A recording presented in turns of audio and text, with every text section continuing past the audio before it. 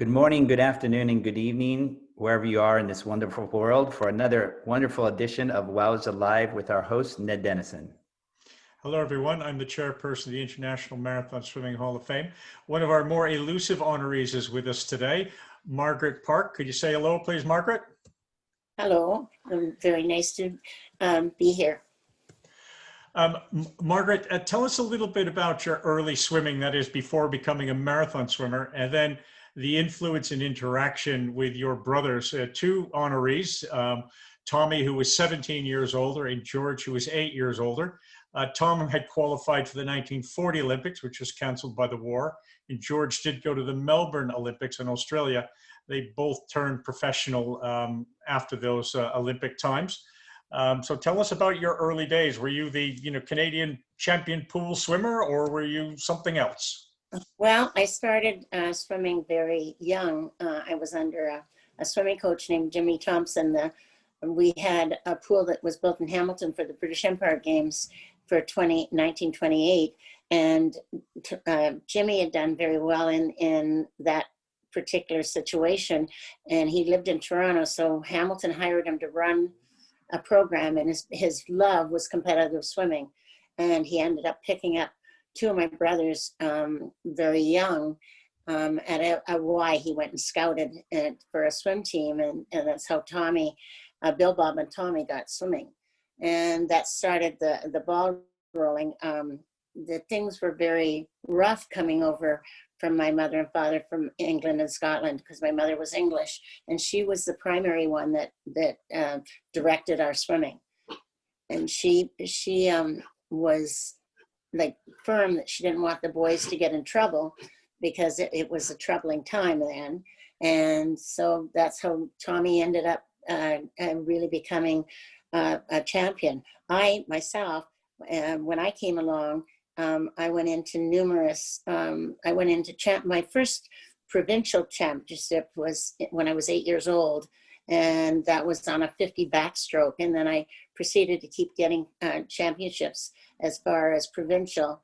And I swam all over Canada, basically.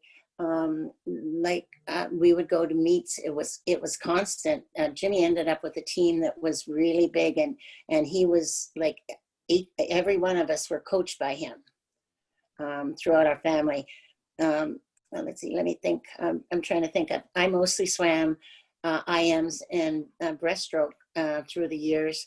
And then as I got older and started to qualify for more advanced things, my mother passed away suddenly, and that's sort of how I stopped swimming. But I periodically tried to keep introducing myself into it, but I just couldn't pull the reins together well enough to stay with the swimming at that point. George, by then George was a lot older than I. He was my youngest brother, but he was like by then a Canadian champion, and I was being primed for that, but because of the sudden death of my mother, it didn't happen. And then Tommy, of course, was the top marathoner swimming in the world at that time, and he was already in California because he went down there to train in California. He had the Catalina record. So my sort of swimming died off, and then I started to settle down. And prior to that, I'd always had aspirations. After I'd watched Tommy swim, I went and watched Tommy swim in Atlantic City, and I knew Marilyn Bell then, so we really united. I actually swam against her in a mile swim. It was an amateur mile swim the year that at the CNE, which I swam for years and years. They did sprint races, but they also did mile swims. So there was a little bit of open water, but they did the sprinting, lined up things for sprinting, and I shouldn't say it, but I was very good at it then. And then, as I say, I proceeded on. But I had aspirations when I watched Tommy swim that Atlantic City swim. I just thought, when I finish swimming, I'm going to turn pro, not knowing my swimming days were coming to an end. Marilyn described herself as a kind of a child groupie in the Toronto area. She was at all the big swims. she was handing out towels to the greasy men as they were coming out of the water. Were you likewise a groupie hanging around all these swims growing up? Yes, pretty well. It was common knowledge for all of us, for my mother to have all of us at 3 different places at once, or 4 different places, or 5 different places at once from all my brothers. So it was common for us to sort of hang in a group. Like Marilyn Marilyn and Cliff. Well, Cliff was Tommy's best man at his wedding. Did you know that? I knew they were great competitors, but I didn't They know were, that. but they were great friends too. Gus and we got together a lot after the swim in '54 of Marilyn. But in '54, Marilyn swam a senior mile because she was 16 and I was only 13.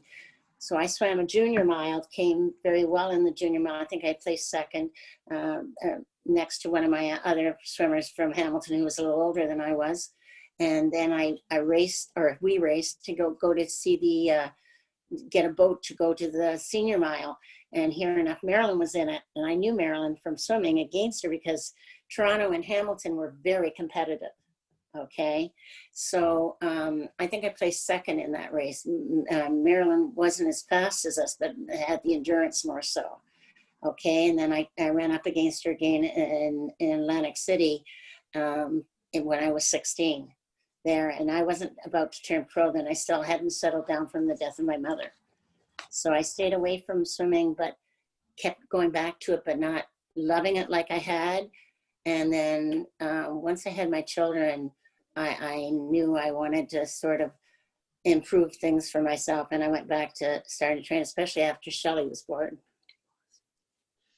So you had your 3 children.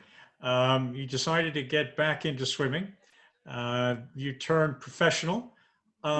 Help everybody understand the time. Did you turn professional because you wanted to swim in these events? Did you turn professional because your brothers did and it was just going to happen? Were you looking to make some money? Were you looking for the travel? What was the motivation? All of those above. I wanted to make some money, but mostly I always had the love of swimming growing up. And because my brothers were so successful, I felt I cheated myself because I didn't do as well as I expected in my amateur dealings. So when it came to the point that I was considering swimming, it reunited a love within me that has not died to this day. You know, and a lot of it's from my brothers. So going back a little bit, you would have been about 13 when Marilyn did that famous swim across the lake. Do you have fond memories? Were you at the finish? Were you buying the newspaper extra? Were you on the radio? Listen on the radio. I was listening on the radio. Everybody in our house had their ear to the radio for that. That year, I swam against Marilyn. That was the year I swam the mile against her. And then she went, and I didn't know she was going to do the lake that year because she didn't say a word. Nobody knew. Even Gus, I talked to him then, and at that point, he didn't mention it either. You know, so it was a real surprise to me when she did it. But she was very friendly and very, very good. Like to this day, if I called Marilyn up and said it's Margaret Park, she'd tell you right off the bat, oh yes, she knew well, you know. And we had quite a few conversations. We're going to connect you after this call. We did an interview with her a couple of weeks ago, and she's absolutely full of life. And but it's great to talk to people who would have experienced the swim dry. She experienced it, you know, dark at night, not feeling well, with a few lampreys nibbling at her. Tell us about your first couple of marathon swims, and I'm particularly interested in the first time, you know, you'd have swum with one or more of your brothers. And did they tell you all the secrets of the sport and take care of you, or did they lie to you and say all the pain goes away after an hour or something? Well, I never had that pain when I did it. George sort of introduced me to Three Rivers. He says, Mark, if you want a fairly easy swim, he said, try this one and see if you really want to do it. He says, it's not as easy as it looks. And I went, George, I swam open water. He says, yeah, but you only swam a mile or two or a few miles in it. You've never had to hang in there. And I said, okay. And that just gave me a little more incentive to want to do it. So George really did get me through the first couple of swims. And even after that, we swam against each other in Latuque and many other places. Like I swam against him in Three Rivers, even that first swim. And George always beat me. Tommy, I only swam with Tommy 2 swims. And they were very good. I beat Tommy in one and he beat me in the other. So. What did you beat Tommy in? The Hamilton swim, the big one that I probably got nominated in Hamilton, or it was one of the Hamilton or the Montreal swim, Man in His World, one or the other. So you beat your 17-year-old older brother Tommy, English Channel champion, Catalina record holder. Did you let him back in the family house after that, or did he have to kind of scratch on the door? Tommy had come up and he had hardly trained, and he'd entered the swim, and he was getting married, and it really, in true things with Tommy, if Tommy had been in as good as shape as he could have been, even at that age, I'm sure he would have cleaned my clock. But unfortunately, because of his circumstances coming up, and he thought he'd get more training in, and he didn't train as much as he usually did. So I ended up beating him, and I never ever boasted about it because I knew the situation. Steve, I'm having a little trouble with the Canadian accent. Did I hear correctly that at the height of Tommy's career, in the best shape he was ever in, that his younger sister took him apart in that Hamilton swim? Is that what you heard, Steve? I'm pretty sure that's what I heard. Not even close. Tommy. So this was the 10-mile swim in 41-degree water. That's right. 50 people started the swim, 7 or 8 people finished, 3 parks. Yes, Tommy, George, and I finished. I was the only woman that finished. But no, that was a tough swim. It had real rough water. It was real cold, and the eels were horrendous. The eels were just terrible. I can tell you a good story about that one, with me anyway, relating to me. We had a triangle swim, and we had to swim around it a number of times, 10 times, obviously.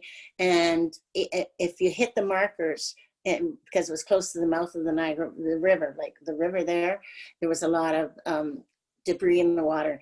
And so the eels liked that area. And when each marker you would hit, one particularly was really bad with eels. And so I said to my boat people, if it comes down to it, there was a swimmer just a little bit ahead of me, and they said it was nearing near the end of the swim. And they said, the people in the boat, I begged them, I said, please, just go outside let me go outside the marker, and you go outside with me so I don't get hit, because the motor would keep them down a little bit. And they said, yes. And I could see them talking and whispering. And so they decided that I was going to have to go around. So I headed out in the middle of the lake as soon as they did that. And they were screaming at me. And I got hit with about an 18-inch eel. And I pulled it off. And instead of just pushing and throwing it away, I threw it in the boat. And you should have seen them dancing. But by then I got a chuckle. By then I cooled off and got a chuckle, because they were all upset. And went on with the race. I did beat that person ahead of me, and I did gain it. I knew I could, and I kept telling him, I can do it. Just go around the marker with me.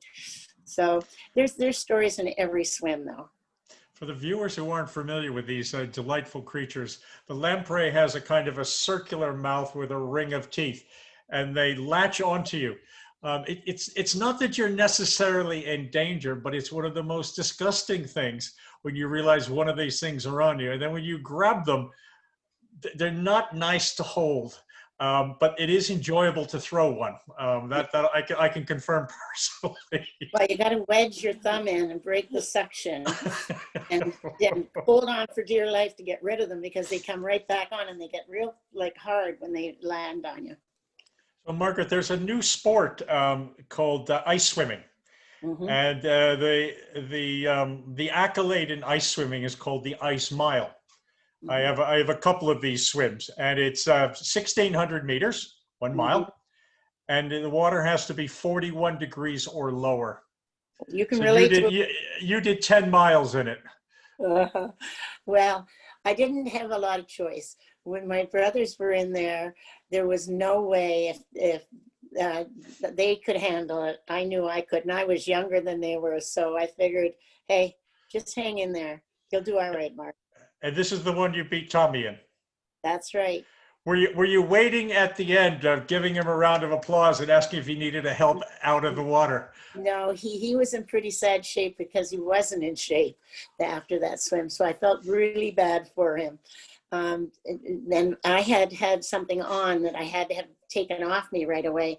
It was a thing called to keep you warm in the water. And my one brother rushed over to me and said, "Come on, get in the tent. I can get this alcohol. I need to get rid of it." It was, and because he says, "Oh, it's going to burn your skin." So no, I didn't see anybody when I first got out. My brother rushed me into the tent. But see, my Fantastic. brothers were always there for me. They always took care of me because I was their baby sister, you know. So we don't have a lot of great records of your swimming. So hopefully after this interview, you're going to be motivated to send your daughter in the basement or in the attic, and hopefully she can talk to her cousins, and maybe you can scare up some park There is results and old clippings for us. a cousin that does have it, and I have tried to track her down because I haven't seen her in a number of years, and so I'll try to do that for you. There'd be no trying, Margaret. Anyways, the first record that we have, a full set of results, was 1968, the 28-mile Saginaw River swim.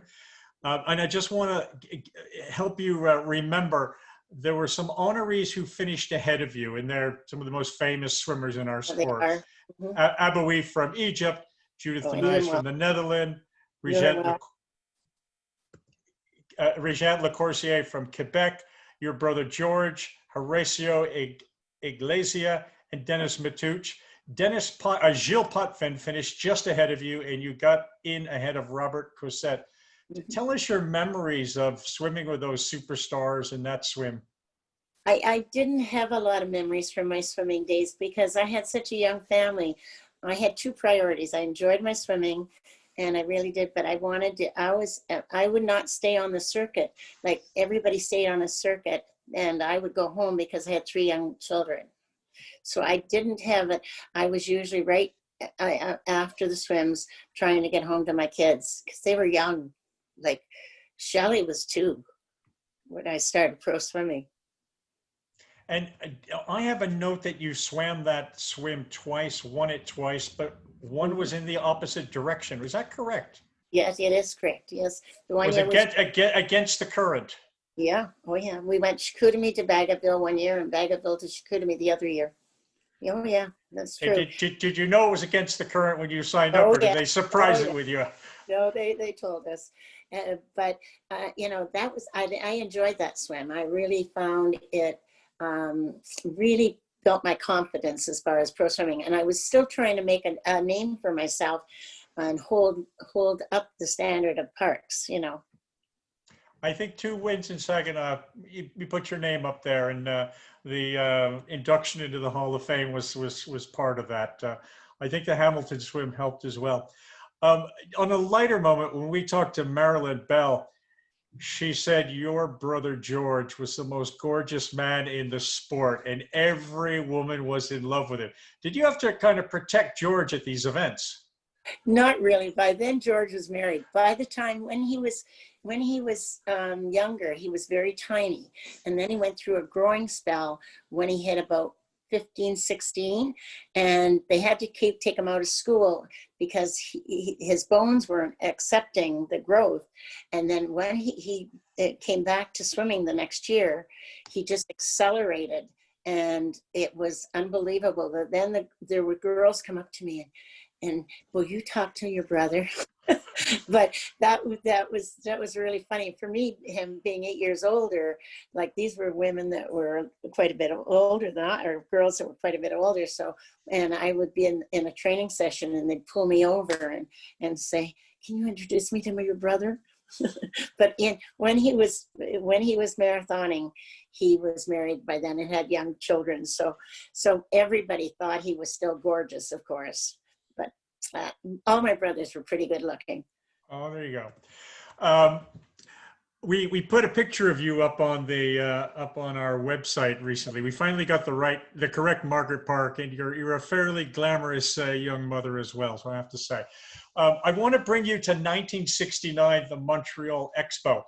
And it's personal for me because I went with my grandparents. It was my first big trip ever. I lived in Vermont, and I was about 12 years old. You were swimming in was it a 30-hour or 24-hour relay? You were the only 30 hours.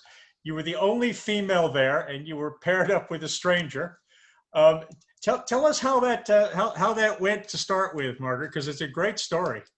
Well, I started the race when I got to Montreal. I was one of the last ones in, so there was nobody, and there was a young lad named Kircher. He was from that area, and he was noted as a really good swimmer. So because I was the last one, I got paired off with him because we were the only last two. So he said, yeah, he could do it. And he went one round, and then he pulled out because he had an increased heart thing. One mile. And so I had just started pro swimming at that time, and I was determined at seeing I hadn't done as much as my amateur career as I was expected to do, that I would not going to let anybody falter me from that race. So that there was no question. Once he pulled out, I just said, no, I'll do it. And they all looked at me, and I said, no, watch me. I can do it. And that was good. It was good for me. It built my confidence, and it got me recognized in the pro ranks, not just being Tommy's sister and George's sister. So you've done what he's done his mile. You've done your mile. You put your hand up for him to slap to take over from you, and he's not there. And they say he's gone. My heart dropped, but then I looked at myself and thought, George was in there too, and George says, Margaret, and they basically talked to me and said, George said, pull it out, and I said, no, I can do this. So that was the end of it. I didn't question myself after that, even once, not even once. And this was I can do the whole 29 hours, not I'll do a couple of miles and we'll see, or I'll swim until it gets dark, or I'll swim until somebody else drops out. It was just, I want to make my name. My brother's in this. I'm not quitting. That's exactly it. Was, I felt I was honoring my brothers as well. One tough swimmer. I was just getting back to realizing that swimming was so important to me. I had recovered, my children were born, I had recovered from the death of my mother to that degree. And then I realized what swimming really meant to me. And I had matured to that point. So you'll have to listen to the interviews with James Kegley and Paul Asmuth. They were paired up in Latuque one year, and at 18 hours or something, I don't know what it was, they had agreed they were each going to do 2 laps. And so the story goes, after about 18 hours, Asmuth didn't come out after Kegley did his second lap. So Kegley did a third. And we kind of teased it out at like 4 o'clock in the morning, James, like there's no Paul and you have to do another lap. And I'm going, Margaret, after 1 hour, did 29. Yeah, I knew what I was facing, and I had to face it again in Latuque too. One of my partners pulled out, and I did it in Latuque as well, and that was the same year. And it was I was determined that I was going to make the circuit what I wanted. I wanted something out of it, and what I wanted was fulfillment, and I got it. You didn't kind of look in the mirror and go, is there something about me as a partner that's causing these people to drop Yeah, out? I did, but you forget that I was always the last one to be paired up because I didn't go in early because I had young children. So it was partly, and my children were very important to me. So that's why I said, if you asked what my greatest pleasure after swim was knowing that I could go home to them, but knowing that I'd satisfy myself in swimming. And you did another relay or two after these first two. Did Mhm. you give your partner a big hug when they stuck around for the whole thing? I don't think I can ever recall any partner, and I did do the swims that ever did as much as in a swim as I did, and I felt bad, but I felt they knew, they paired up with me knowing that I would probably hang in there. So What were your favorite memories of your whole time on the circuit? oh, I loved, I really loved there's three swims that I really enjoyed. And the one was Three Rivers because it was my first one and I finished good. And George said, you did good, Mark. And Tommy, of course, because even though I wasn't in touch with Tommy all the time, he kept, informed as far as it went. And the boys were just great with me. Like they always, and Dennis Matouche was a good influence as well. He swam against me and I wasn't always that far behind him, which was good. CNE. Okay. But the CNE swim, like the CNE swim in Hamilton was one of my biggest successes. I knew when I went into that swim, I had a really good chance. And I was the only woman that finished, and they weren't very happy because they had a lot of swimmers hanging out there at the end and they were trying to get everybody to pull out of the swim at the end because the top 4 or 5 had come in. So, and I was right in that mix that was coming in at the end of the 4 or 5. Do you remember the year of that swim, Margaret? No, I don't really. It had to be in the high 60s. It had to be 69, 70 in that range. Okay. No, I never kept track of that kind of thing, and I never was one to sort of draw what I did in the swim. It was always, I just want to do good. I just want to do good. One of your disappointments was not finishing Lake Saint Jean swim. Tell us about the swim. Did the eels gang up on you? Did the boat run you over? Did an asteroid hit you? What caused you not to finish that one? I did it 2 times. My father begged me, and my father was like quite an old man at that point, and he begged me. He says, "You've never taken me on a swim. You've never taken me." I said, "Okay, you can come to Lake St. John with me. I'll do Lake St. John." And it was a 26 miler, and he would get in he got in the boat the first year, and he says, "This swim's," and he'd never been in the boat with me before, and he said, "Oh, I can't handle this. I can't handle it." So I pulled out because he was begging me to pull out. And then the next year he said, "Let me try one more time." And I did it next time. And he did this. And I just said, "Dad, you just can't do it. You just can't." Now, my older brother was really tough with me. His name was Bill. And he was the best one that I had in my boat ever. He was always good. He kept me on the straight and narrow and really, said, "Mark, stop it. You can," when it got tough going. And it always got tough at one point or another, especially when you hit more than 10 hours, around 10 hours in the water. Your 2 brothers were very famous. Tom on a global scale, and George more Canadian famous. Did you become famous yourself, or did you kind of hide in their shadows and not peek out? Yeah, I desperately did try to be held, like I draw back, but like I kept having to come to the foreground all the time. Like when Hamilton had a Marilyn Bell parade, I was one of the top swimmers, of course, and they wanted me in that parade.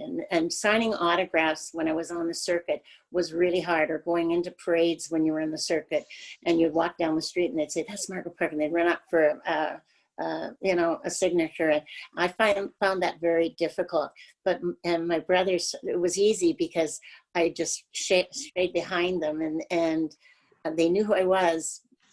but I try to always bring my brothers to the forefront then, you know. So yeah, it was true. I did try to hide behind them, and I still do. Like even when you tried to interview me, no, I wasn't that good, and you know, but I think maybe I'm going to put a fake thing up on eBay with the 3 Park signatures and put yours at a higher value than your brother's, just don't to do that. just to wind you up. That would embarrass me. I hey, I really know swimming was my forte because as I got older and went into marathoning, which I really glad I did now. And as I say, it was always my aspiration watching Tommy, primarily watching Tommy, because I never thought George would ever have the guts to do it, but he did, you know, because he was always a sprinter too. Like sprinters don't do well in distance usually. George did. So I really did get the aspirations from Tommy. There's a cap that one of the English Channel Federations put out. It said, when the going gets tough, the sprinters get out. Yeah, that's Which right. is so, and I shouldn't ask this question, but I will. You made some money on the professional circuit. We spoke to Ted Erickson, who talked to us lovingly about buying this kind of sports car with some of his earnings. Did you splurge out on something with your earnings, or did you just go into feeding 3 young kids and getting them clothed and bicycles and everything else? No, I did actually up to that time I wasn't driving a car, so I ended up learning to drive and I bought myself a car. It wasn't a phenomenal car, it was a Buick, but it was a nice car, and I invested in a couple of small businesses which came along relatively well to help us help a young family coming up. Mm-hmm. Fantastic. But that one of the reasons I went into pro swimming was to make it some money to better us. Fantastic. And just finally, once you retired from pro swimming, you did a bit of master swimming. And I also have some sort of note that you went down to the United States and handed a few people their heads at a short course nationals. Tell us about some of that. I did. I was very fortunate. Dennis Matouche, I'd coached him for a couple of years after, and he said, come on, he says, will you come down and swim on my team for the Masters? So I swam the team and I won, and they're all looking, where did he get this swimmer? And they came up to me after and they said, your time's qualified for our state meet. And they said, well, you come back and do the state meet. And I'd only swam in 1 meet. And I said, yeah, I'll come back to the state meet. So I won that. And then they said, well, you've got to come to the short course nationals. And so I said, okay, 1 more swim. And yeah, I swam the American nationals and I won them. And everybody was like, where did this swimmer come from? And they invited me to my long course. But at that point, I had both a swim team that I had started up and that was really strong. My girls swam at that. And then I did do masters periodically, but not often enough. But I always did training. And then I went on and after I got my swim team started, Hamilton wanted to amalgamate it. And it was so strong. They said, you've got too strong of a team. So I left Hamilton and started my own swim school. And I've had my swim school going. And I teach little babies how to flip over on their back. And I do a lot of, we're very well known for stroke correction because we've all the parks have got a real flat. They all said that they knew a park in the water because we all swim very smoothly. So I do a lot of stroke development with youngsters. And with other swim schools. Okay, and like, you know, when we started, I had my brothers all actually had swim schools. My oldest brother Bill started the first one, and then Tommy had one, Thurlow had one, George had one, and I have one. So I'm the only one still doing it. You're still doing it now? Yeah, I have a private swim school, and I'm still doing it. In fact, I taught, there's an Olympian a short time ago on the Olympics, one Penny Ozalak. And she was asked who taught her how to swim. And she said, a lady from St. Catharines that had her own private swim school, Margaret Park. So, you know, I've done some good things along the way. Fantastic. I'm just thinking there's some viewer right now who's going, That's her. That's the Canadian ringer came down and took my medal off me at the short course nationals. That's the one. We found out who she is. Probably. Well, Margaret, it's been absolutely delightful to talk to you. Thank you very much for giving us your time. Thank you for coming out of the shadows. And this part of marathon history, some of these swims in Quebec in particular, we don't have great records on them. So your memories and recollections are just absolutely fantastic. And next time there's a relay going, I want you to be my partner. Thumbs up to that. Thank you very much. Thank you.